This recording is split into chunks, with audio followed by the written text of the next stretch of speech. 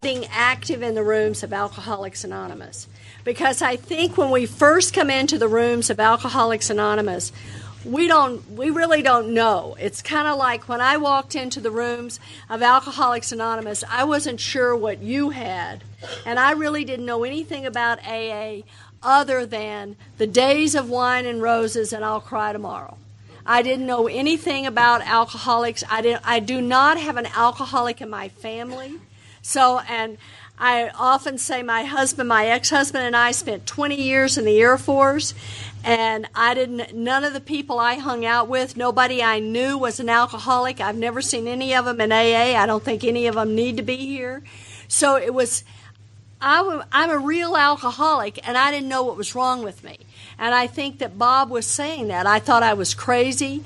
And, you go to enough doctors, and we look real weird. And, I was diagnosed bipolar disorder. I was panic disorder. You name it. I had all of this stuff going on because I just could not live inside my own skin.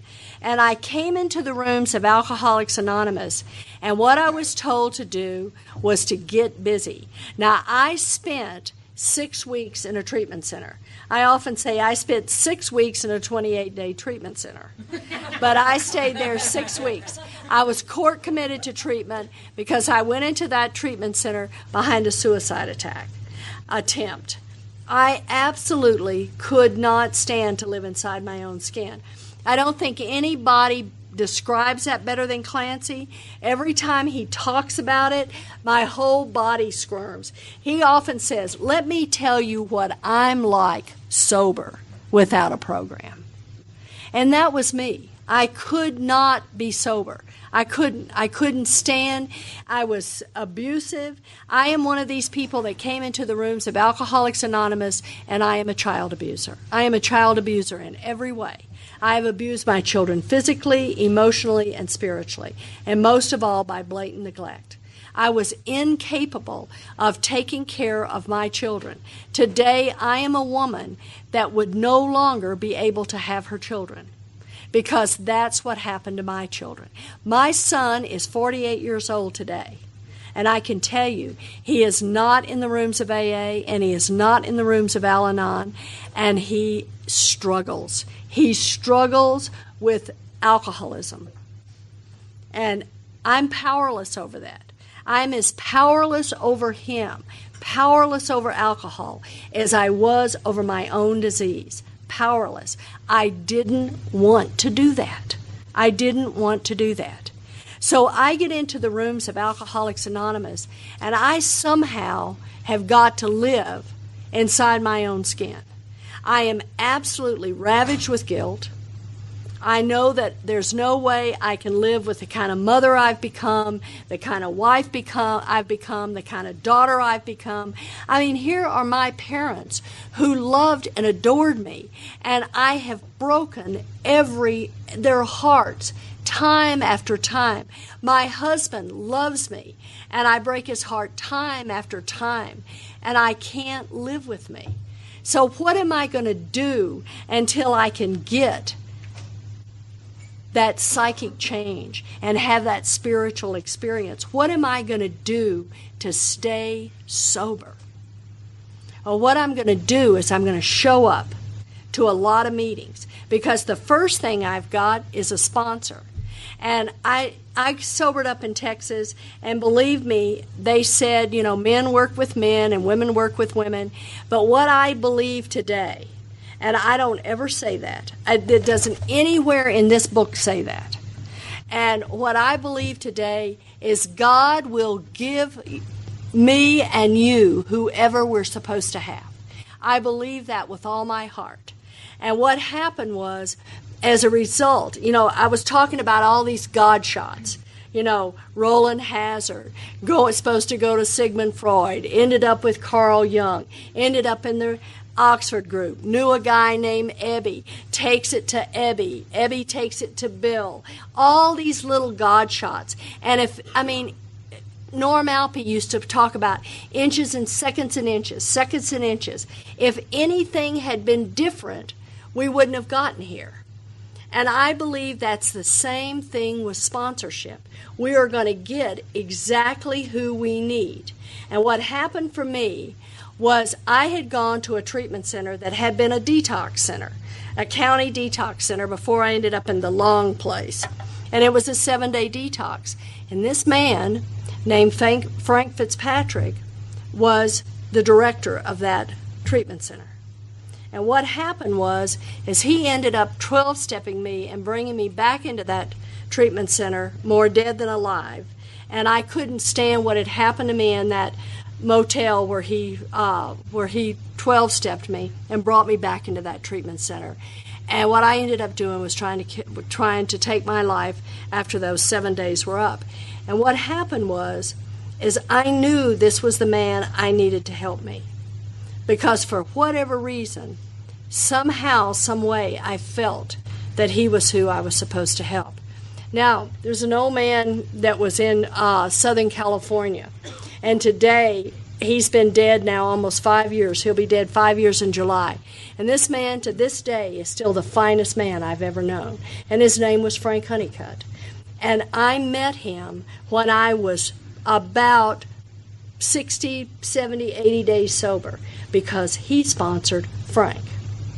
And he had started a meeting in Southern California because Frank was a captain in the Navy, and he had to have a meeting someplace where he could go.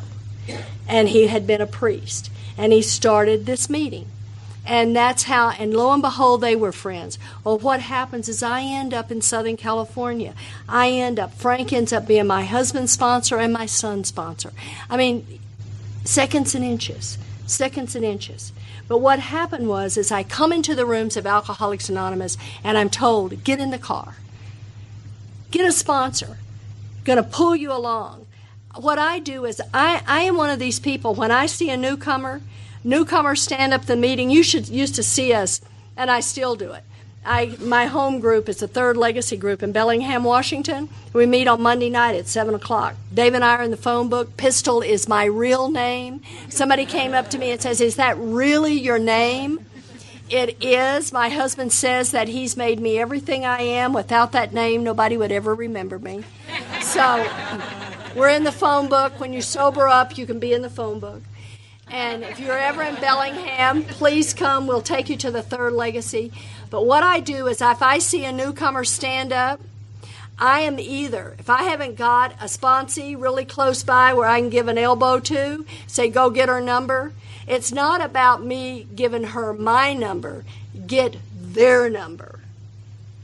And, it's one of these things. I hope I never, ever get too sober to call another alcoholic, especially a newcomer. I am so grateful that Bill stood at that hotel and made 10 phone calls before he got to Reverend Tunks. I am so grateful so that he could talk to another alcoholic. I don't ever want to forget that kind of humility. So what I do is if I don't hear from a newcomer, I call them because somebody called me. And you know what they'd say? We're going to pick you up at such and such a time. Be ready. And then it's like, where are we going? I don't know. Get in the car. We're going to get in the car and we're going to a meeting. And what happened is pretty soon I had 7 meetings that I needed to go to. And one of the things, and this is really hard in new sobriety. Now, I had teenagers. I drugged my kids through alcoholism until they were 14 and 16 years old. But a lot of us have small children. And it sometimes becomes very difficult to get to a meeting every day. But new sobriety is absolutely, in my opinion, essential. That you get to a meeting every day. And if not 2 or 3 a day, get to a meeting. And then what happens is do something there. Just do something. And what I do when I've got a new person in tow is I'll just say, help me pick up these cups. Because have you ever looked around how many people leave the mess of the present? The wreckage of the present just stays there. Let's pick up these cups. Just do something. Because I don't know about you, but Bob was talking about being a part of. and I must be a part of. And I don't know how to be a part of an Alcoholics Anonymous unless I'm doing something. And I need to be doing something. And I know that this is what I had to do for me, is to get busy in the rooms of Alcoholics Anonymous and start to do something. Then, after a little while, we can sit down and we can move into, there is a solution. And you sit down and you've got this person and you're working with them. And I don't know, wherever we started, this never was the way it used to be, but however we started interviewing sponsors. I mean, Frank was there. He was my sponsor. And I'm here today. I walk up to a newcomer, and if they stand up as a newcomer in my group, I say, do you have a sponsor? And if they say no, I say most of the time today, because the women I sponsor need sponsees, I'll say, okay, Arlena's going to be your sponsor. And, don't worry about what they're going to think. They don't know any better. They're newcomers. They're newcomers. They don't know. And this is how we are. We think, well, I haven't been asked. Well, did you know what to do when you came into the rooms of Alcoholics Anonymous and how to ask for a sponsor? I didn't. I am so grateful that someone appointed themselves my sponsor. And Frank came up to me and he says, I'm your sponsor. You're so sick, you need someone like me. And I was sick a long time in Alcoholics Anonymous. I was sick a long time here before I got this program. But I'm here to tell you, I stayed sober. I stayed sober long enough in order to do the things to take the necessary actions so that I could have a psychic rearrangement and a spiritual experience. And what happens is, we're people who normally would not mix, but there exists amongst us a fellowship, a friendliness, and an understanding which is indescribably wonderful. Did you ever come in here and say, when you first were coming to Alcoholics Anonymous, and say, I've got to go down there with all those poor old drunks? Because, I don't know about you, but I didn't know what an alcoholic was in AA. So my vision of an alcoholic is some old, low down, run down person. I had no idea. I walk into Alcoholics Anonymous and people are laughing and they're excited to be there and they're hugging on each other. And I want that. I want that. So before I can do anything else in the rooms of Alcoholics Anonymous, I have to be attracted to the fellowship. I haven't got enough clarity and enough sense to work a step. I have got to be attracted to the fellowship. And I'm here to tell you today, I was not always an attraction to the fellowship. Sober, I was not an attraction.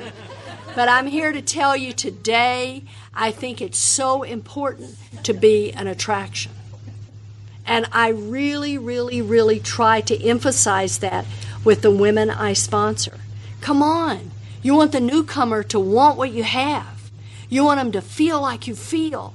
And they're not, there's nothing that's more disgusting than, I've been sober for about 10 years. And, and you're just looking at that guy and say, if I'm going to be sober 10 years and that's all I'm going to get, I'm out of here. I'm out of here. So what you do is we're an attraction. So now that we're sober, when the newcomer comes in, we want to make it attractive. We want a line, a line. Hi, how are you? You got that at your home group? I bet you do. A greeting line. Bring them in. It's like my sponsor, Dottie, said when she went to her first AA meeting and they stood up, she said she wanted to see what they looked like when they brought them in. And then her sponsor lifted her up. She said, oh, my God, I'm one. I'm one of them. So the thing about it is we make it attractive.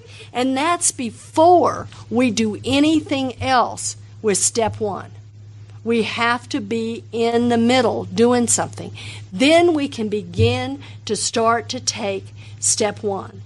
And we can start to look at where I'm powerless over alcohol. Where has alcohol, look what alcohol has done for my life. How many times could not I show up? Then I don't understand what's wrong with me when I sober up, and then I'm hateful to my kids, I'm hateful to my husband, I'm restless, I'm irritable and discontent. Then I go back to the doctor's opinion, and it's pointed out to me, you see, this is what happens. If you don't start to stay in the middle of Alcoholics Anonymous, this is the way it's going to feel sober. So I got to begin to do something. I've got to begin to have that feeling of usefulness that Bill talks about, and I've got to have it quick. I can't wait till the 12th step. I've got to begin to have that sense of usefulness. I got to feel like I'm a part of something and that I'm doing something. And that's where we begin to show newcomers. You know, I can remember when I was told to wash coffee cups.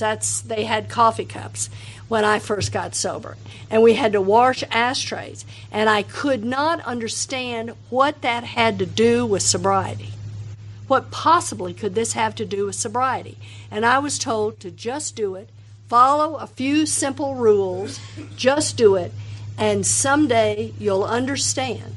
Because there's nothing that's going to make you a part of than about 4 or 5 of you standing in the kitchen, washing cups, and just chatting away and talking. And then all of a sudden you begin to feel a part of. And then we can begin to sit down and say, okay, where am I powerless over alcohol?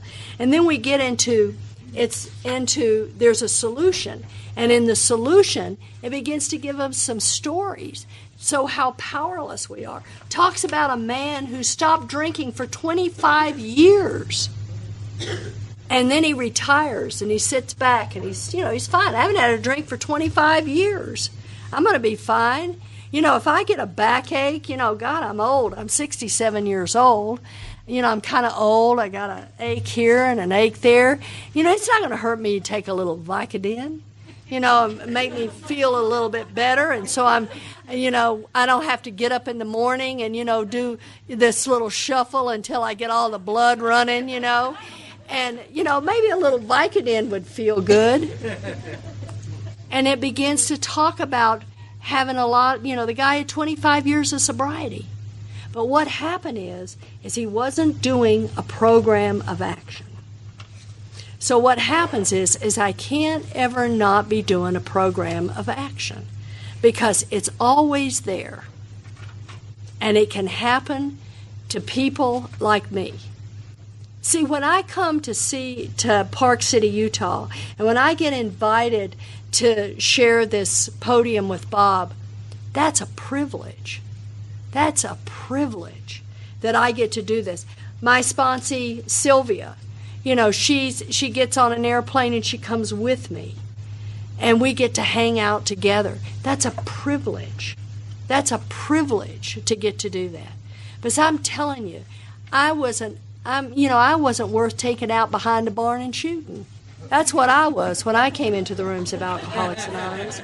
And today, because of some beginnings, I began to know usefulness. And I began to know that usefulness early in sobriety.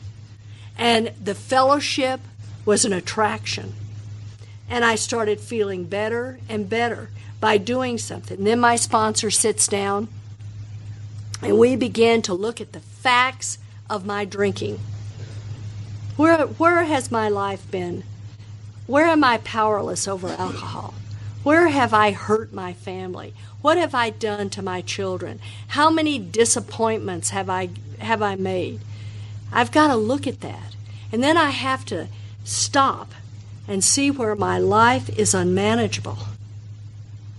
How can I don't pay the bills. My life is unmanageable. I can't get up and get to, I can't take care of my children. My life is unmanageable.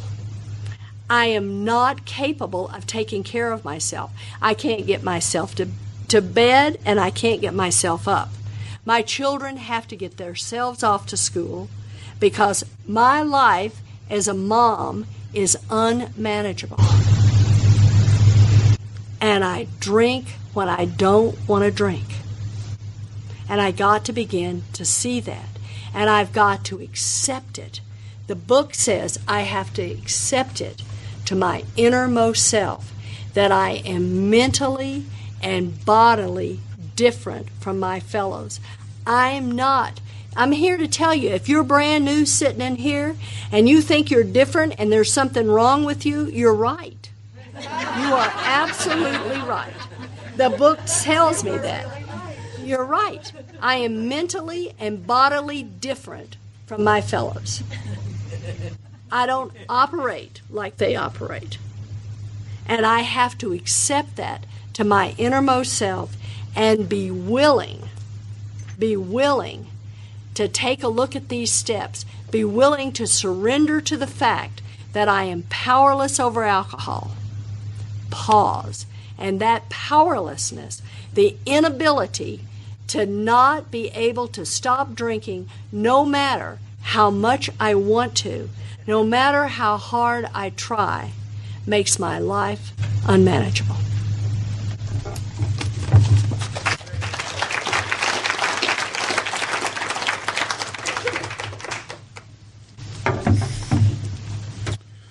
I'm Bob, still an alcoholic. What's it feel like to have an unmanageable life? Means you can't do stuff out here? Ouch. I think it's in here. Page 52. They call it the bedevilments. I think this is a description of an unmanageable life. The middle, right in the middle of the page, right square in the middle, it says, we were having trouble with personal relationships. That probably doesn't apply up here. It's big in Nevada, though. Oh, it's just... If I get a phone call at 4 o'clock in the morning from a guy sponsor, it usually starts out with, you'll never guess what she did. It's just... Right. We were having trouble with personal relationships. We couldn't control our emotional natures. Well, I can as long as people do things my way. We were a prey to misery and depression. Depression is not an SSRI deficiency. Depression is a symptom of early sobriety and untreated alcoholism.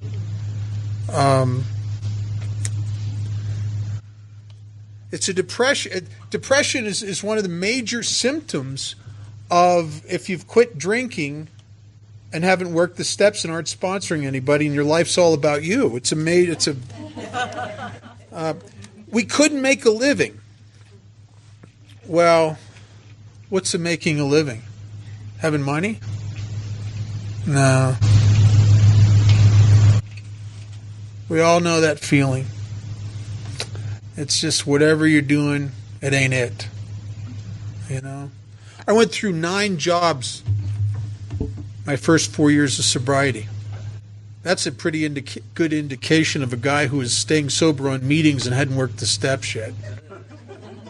It wasn't my fault. Every place I worked, they looked like a good job, and then I wouldn't even be there very long, and it's like their hideousness would just come out, you know, and I just realize how they're taking advantage of me, and they're just... I always worked for self-centered people. We had a feeling of uselessness. Oh my God! All my life. That's what I loved about the. You know, I was a teenager towards the late '60s, you know, and early '70s when the hippie movement. People were talking about finding themselves.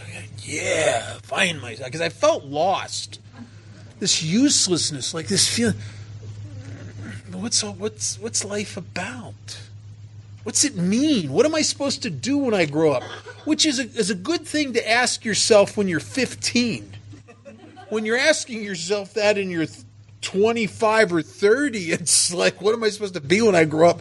Well, you've already grown up. I mean, you should know by now. We were full of fear. Oh my God, we're talking about sober here. Full of fear. You know something? I didn't know that anxiety was fear. I didn't know that worrying was fear. I didn't know that sense of apprehension that I walked around with was fear. I didn't know that feeling I had when I woke up most mornings, like that something bad's going to happen today, was fear. I didn't know that remorse and guilt were fear of consequences and bad karma and stuff catching up with me, and fear of what you thought of me, or you'll find out what I did. Boy, I was full of fear. I was unhappy. Boy, I sure was. I was that guy looking for the next fix, the next event, the next. We couldn't seem to be of real help to other people. Pretty good description of me sober with untreated alcoholism. That, coupled with the restless, irritable, and discontent feelings, is a pretty good description of untreated alcoholism for a chronic alcoholic of my type. It's a pretty good description of me when I stopped drinking. So, if this phenomenon of craving, okay, let's say you've been through, this is your 4th treatment center, and you finally understand you got the phenomenon of craving, because we're a little skeptical. I mean,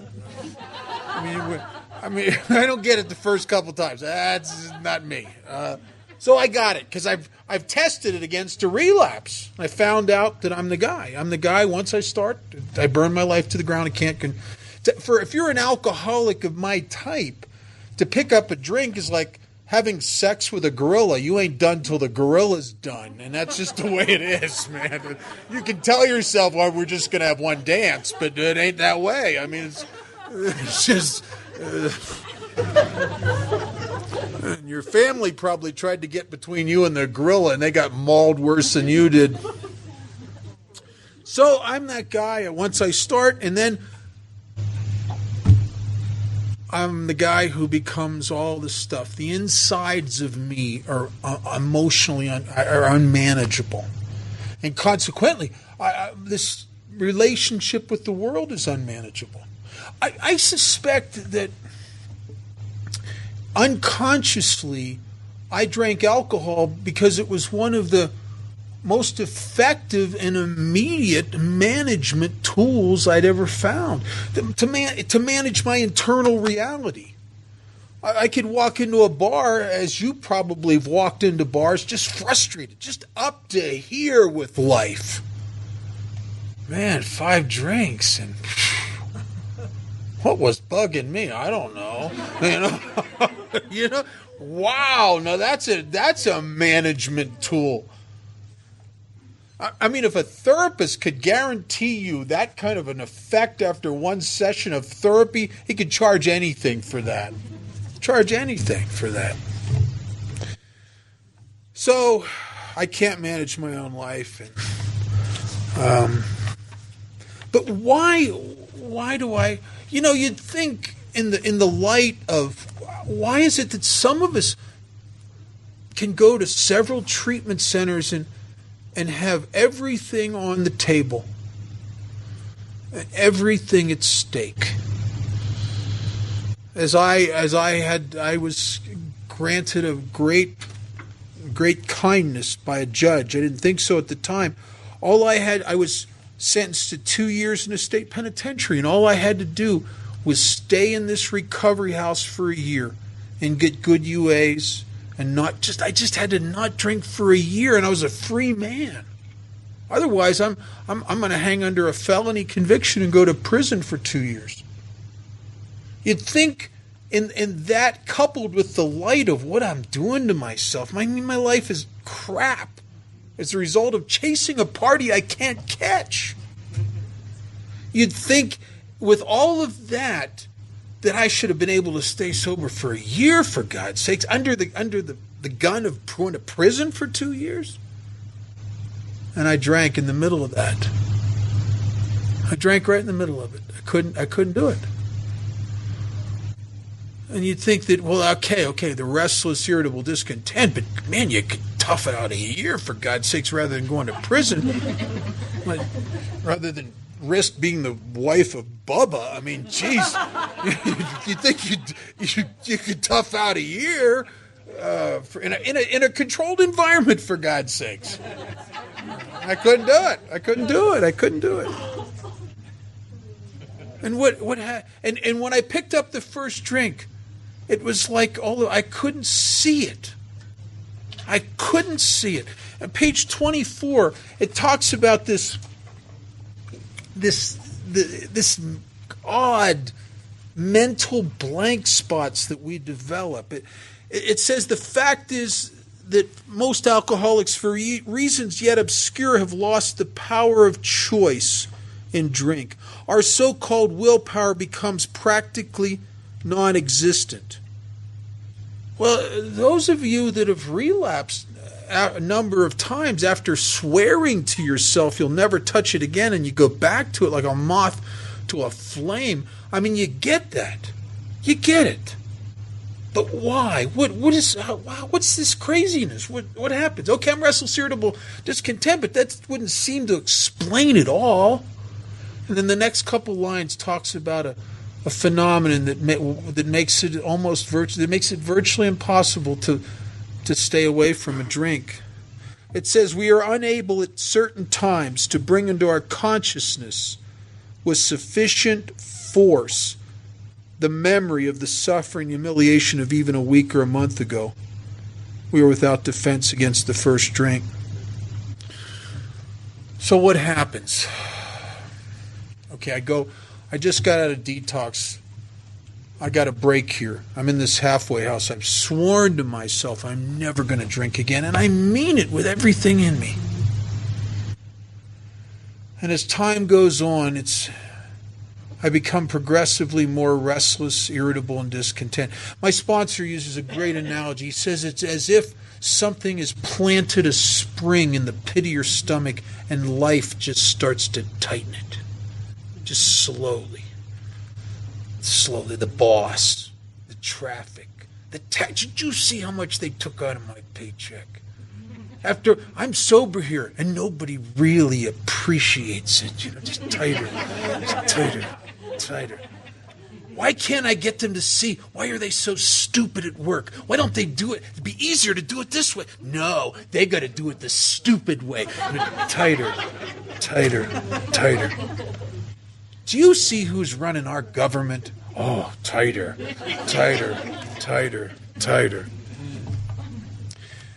And at the same time, the further I get away from the last drink, the vaguer and the hazier the memory of the pain is. And there comes a time where I can't grab onto it. A gal told me years ago that that's the same dynamic that happens with childbirth.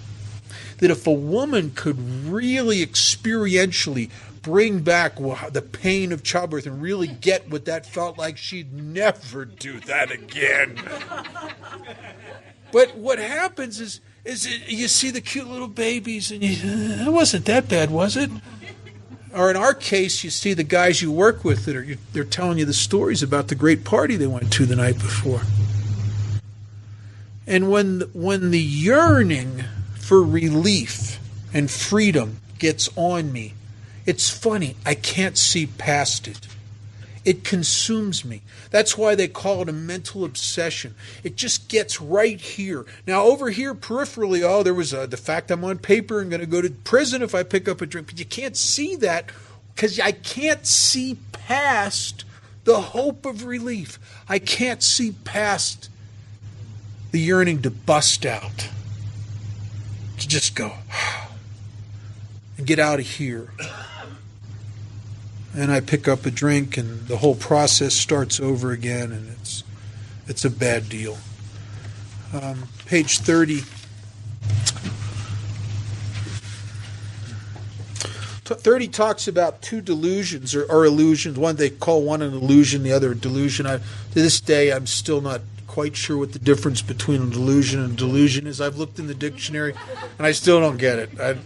And I know 5 of you are going to explain it to me at the break, but I've had it explained to me by a lot of people, and I still don't understand the difference. But anyway, it says this first one is what kept me from getting a foothold in Alcoholics Anonymous.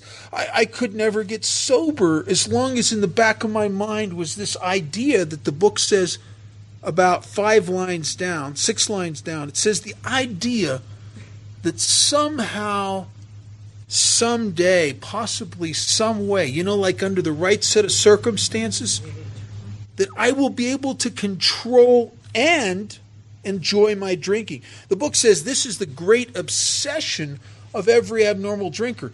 The idea, this sense, this yearning, this feeling that under the right set of circumstances, if my abstinence is boring enough, scary enough, frightening enough, frustrating enough, lonely enough,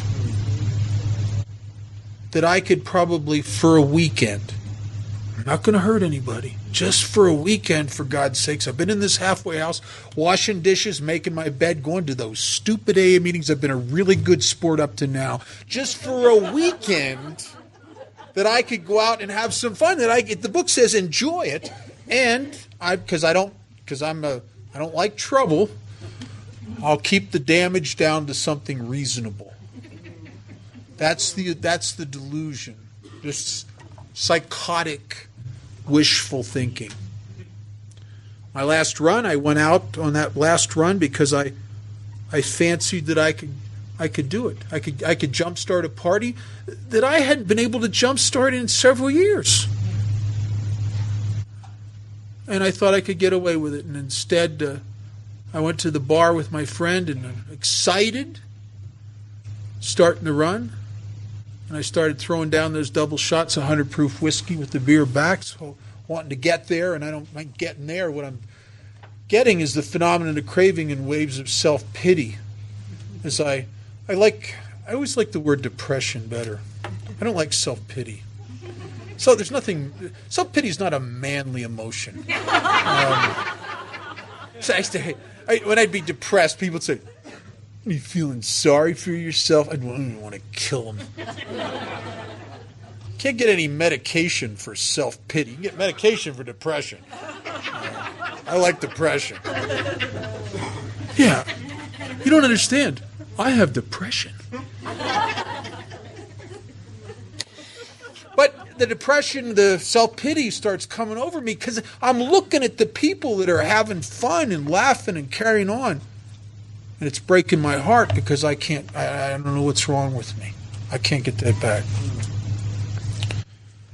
And I never made it back to the halfway house Sunday night. At the end of my pass, I came to Monday morning in a county jail. And that was finally where this delusion was smashed, this idea. I finally got it that no matter what I take, no matter what I drink, no matter what I do, doesn't matter if I was sober 10 months and working out, it doesn't matter if I was taking vitamins, it doesn't matter if I had money in my pocket, it doesn't matter if I had a good relationship, it doesn't matter. I cannot get back to the old days. Period. You know how we know that because we've tried. We tried. I don't know anybody. I mean, you take a normal drinker, a non-alcoholic, and if they're every time they drank, they got as pathetic and pitiful as we got at the end of our drinking, I don't think they would do that more than once. I don't think they would, the throwing up and feeling sorry for themselves and whining, I want to kill myself. I don't think they're going to do that a lot. I think one time and they'd go, man, I ain't ever doing that again. Not me. It's like, oh, it's going to be good this time. Right. My friend Angie, who I just love, Angie says, I don't know if that's insanity. I think we just get stuck on stupid.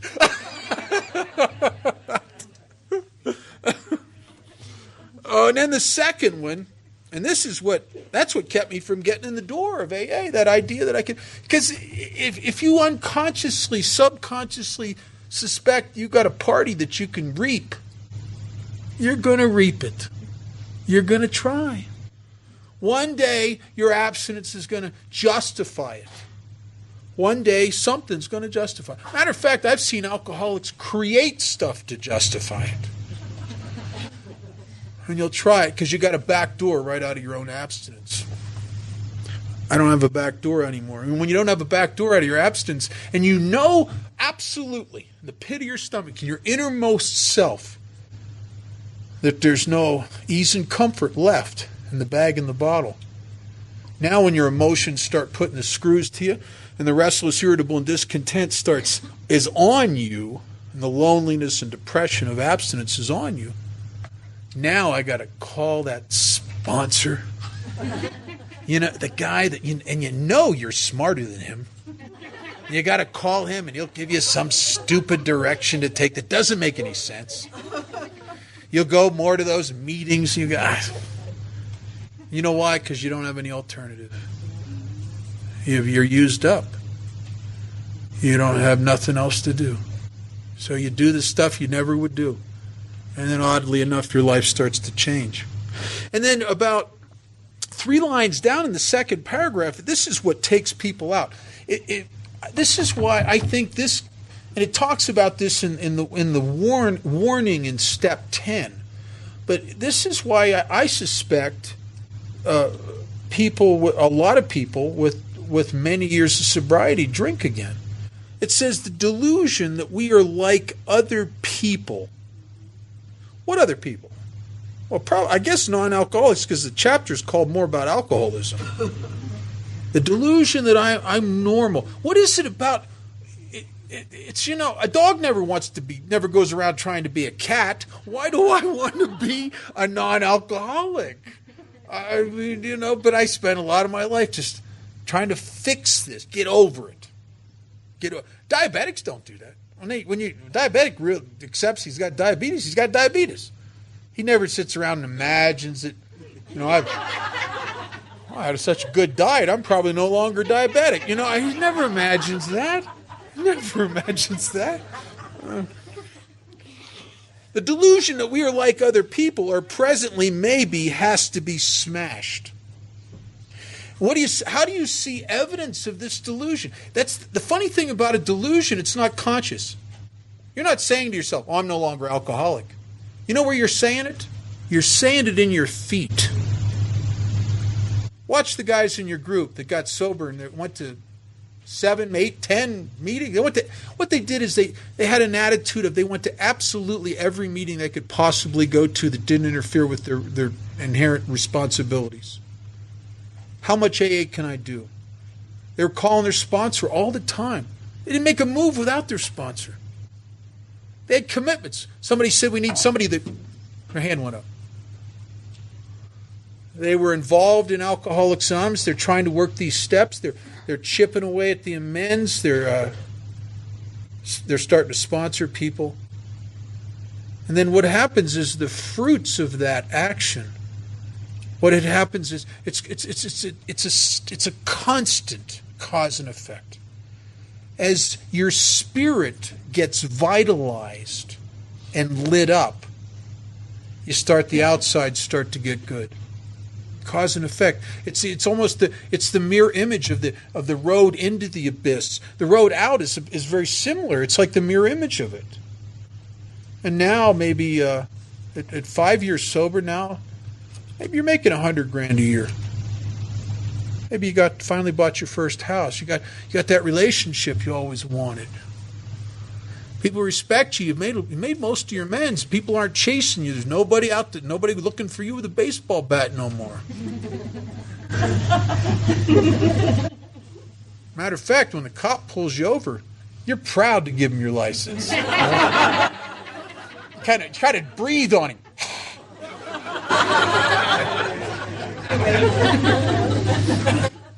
And what happens? It's so human to get a sense, a feeling like there's not a problem here anymore. I mean, it doesn't feel like a problem. I mean, things are good. And what happens is all of a sudden, the next thing you know, I don't really need to go to meeting every day anymore because I'm a busy guy. Got big stuff on. I got big deals going on. Big deals. And you hear people say, here, this is the crazy, you hear people say things like this. They say, well, it's about time I start striking balance in my sobriety, my life. I think what they really said is, I think I'm going to take the reins again. I mean, listen, objectively, if you look at your track record, like I look at my track record, what would a guy like me know about balance? I mean, come on. Come on. I mean, if you hear me saying I'm going to start putting balance in my life, get out of the way. There might be a splatter zone. I mean, it's right. What do I know about balance? That's why I got God to sponsor. I wouldn't know balance if it ran me over in the road, man. Balance. We didn't get sober just to do AA. Man, you forgot when you were dying, laying in that detox, and you'd have done anything to not be there again. Somebody has said, well, will you do AA the rest of your life if you don't have to sober up again? You'd have said, you bet. Now it's not enough anymore. And we start compromising. We start acting like someone who's normal. There's a funny line on page 22. This is often, I got in this conversation years ago with a guy, and I was in a workshop just like this, and we were talking about this delusion we're like other people. And he came up to me at the break, and he says, that's not true. It says in the book we are like other people when we're sober. And I said, no, I don't think it does. He says, let me show you in the bottom page 22. And it's in the last paragraph, it says, we know that while alcoholics keep away from drink as they may do for months or years, he reacts much like other men. Much like is not quite the same. A transvestite's much like a woman. But he's not. I'm telling you. Oh, he's not. You saw the crying game. He's really not. What that means, much like, that means on a good day, I can fool him. On a good day, on a bad day, it's hard to fool him. On a bad day, it's hard. On a good day, nobody. On a really good day, when I'm contingent on the maintenance of my spiritual condition, when I'm in a good spot, I have nothing, no unresolved stuff, no resentments that are eating me alive, none of that stuff, and me and God are good, me and you are good. I don't even know. I feel like I can fit right. Nobody knows I'm an alcoholic. I could be in a whole bunch of normies. I don't stand out nothing. Now I get a little weird, and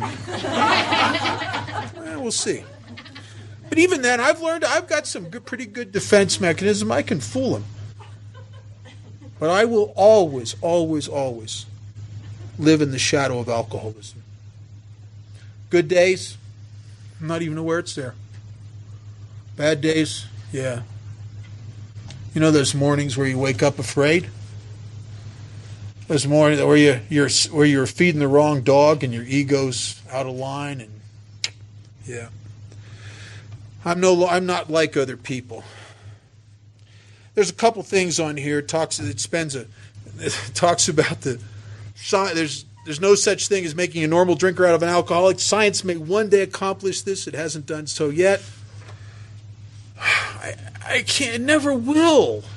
I wish they'd stop it. Stop it. I think it is. I think it's crazy, untreated Al-Anon scientists in laboratories trying to fix us. Because they're thinking we're like their dad or something. They're going to make us right. And Polly has heard.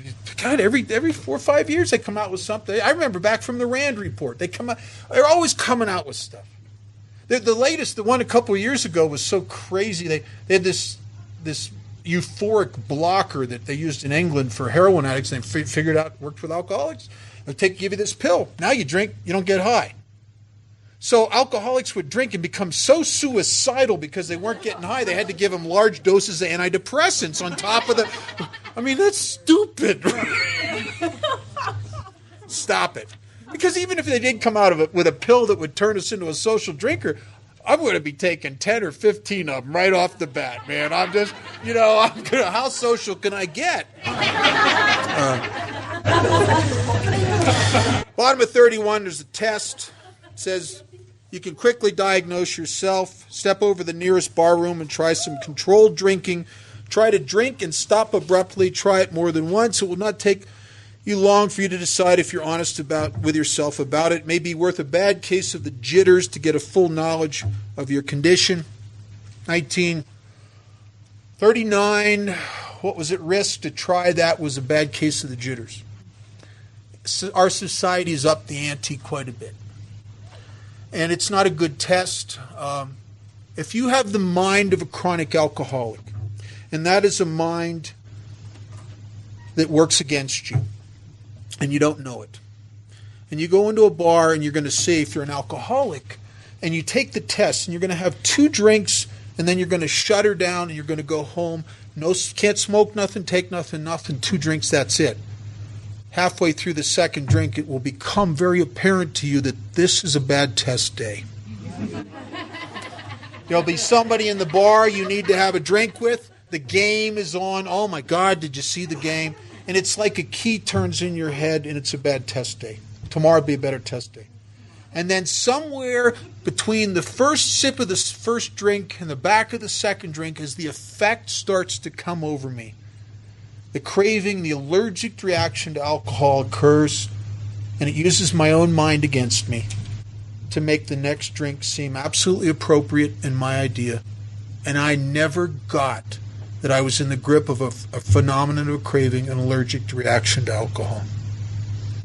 Anything before we quit? Want to go? Quit? We'll come back in 23 hours and 37 minutes.